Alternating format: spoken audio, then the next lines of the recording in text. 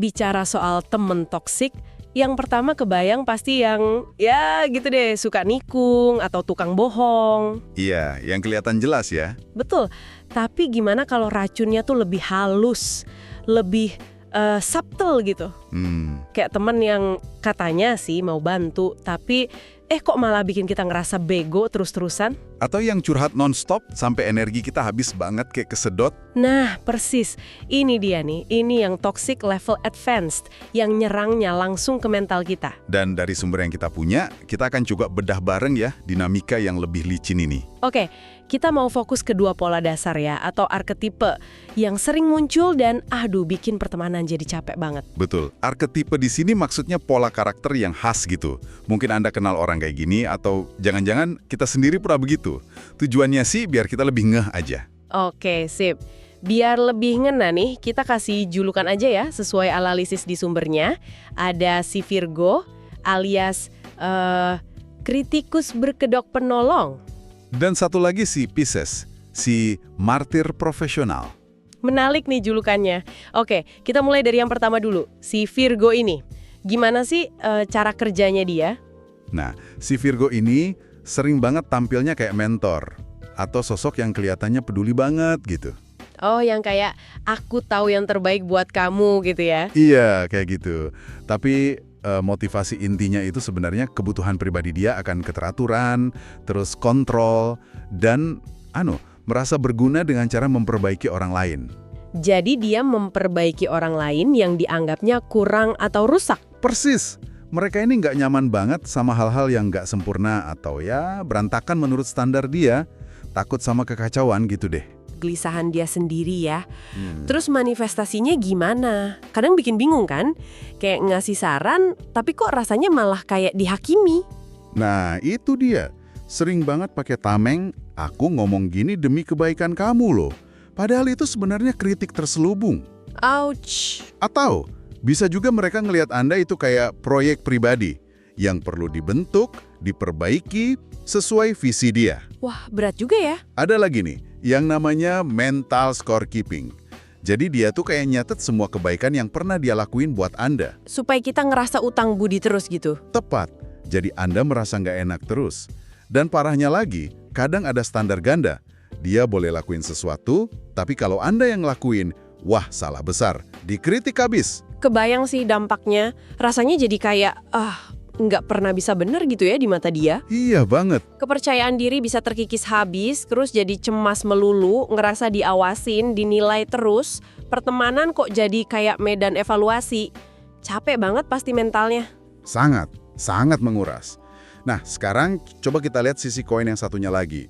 Si Pisces, si martir profesional. Oke, si martir profesional. Kalau Virgo tadi kan pengen memperbaiki, nah si Pisces ini butuhnya diselamatkan. Perannya itu jadi kayak penyerap emosi. Sosok yang seolah-olah selalu jadi korban keadaan. Wah, ini juga kayaknya sering ditemui ya. Jadi dia butuh koneksi emosional yang dalam banget, terus butuh empati yang gak ada habisnya. Betul. Dan ada ketakutan besar di baliknya. Takut ditinggalkan, atau takut harus hadapi masalah sendirian. Oke. Manifestasinya gimana nih biasanya? Seringkali dalam bentuk, weaponized victimhood. Istilahnya gitu. Jadi, status korban dijadiin senjata. Maksudnya gimana tuh? Masalah dia tuh selalu digambarin, paling besar, paling berat sedunia. Ini bikin Anda jadi sungkan kan? Kalau mau cerita hal baik atau masalah Anda sendiri, rasanya kok nggak seberapa dibanding dia. Oh iya ya, bikin nggak enak ya? Terus, batas pribadinya juga sering banjir. Jadi semua emosi negatifnya itu kayak tumpah ruah ke Anda, kadang tanpa permisi, tanpa nanya kita siap denger apa enggak. Nah, yang paling bikin gak enak nih biasanya kalau udah main manipulasi rasa bersalah. Pernah ngalamin nggak? Gimana tuh contohnya? Misalnya kita lagi nggak bisa bantu nih karena ada urusan lain. Terus dia bilang, ya udah nggak apa-apa kok, aku udah biasa kok sendiri, sambil pasang muka sedih gitu. Atau jadi pasif agresif, kayak silent treatment, penuh drama, atau nyindir halus. Aduh, iya ya. Itu klasik banget ya. Dan dampaknya itu langsung kerasa ke energi kita kan? Banget. Kelelahan emosional itu udah pasti. Anda bisa jadi merasa ikut bertanggung jawab gitu atas kebahagiaan dia. Terus dibebani rasa bersalah. Dan akhirnya ngerasa jadi terapis gratis dia ya. Iya, Yang energinya disedot habis. iya. Hubungan jadi berat sebelah banget. Iya benar. Nah, ini jadi pertanyaan reflektif nih buat Anda yang dengerin. Jadi lebih capek mana? Punya temen yang terus-terusan memperbaiki hidupmu seolah kamu barang rusak?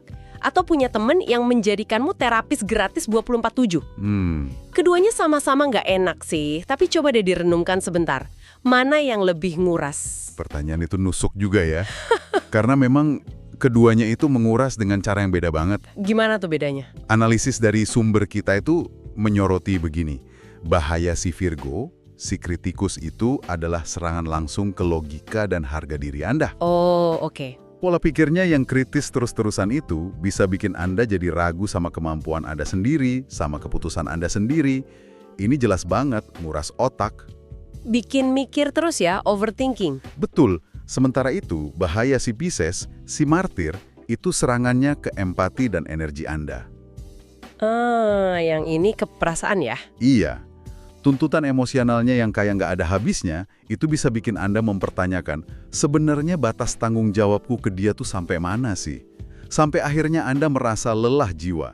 Yang ini benar-benar ya, menguras batin. Jadi yang satu nyerang logika sama self-esteem, yang satu nyerang empati sama energi kita ya? Intinya gitu.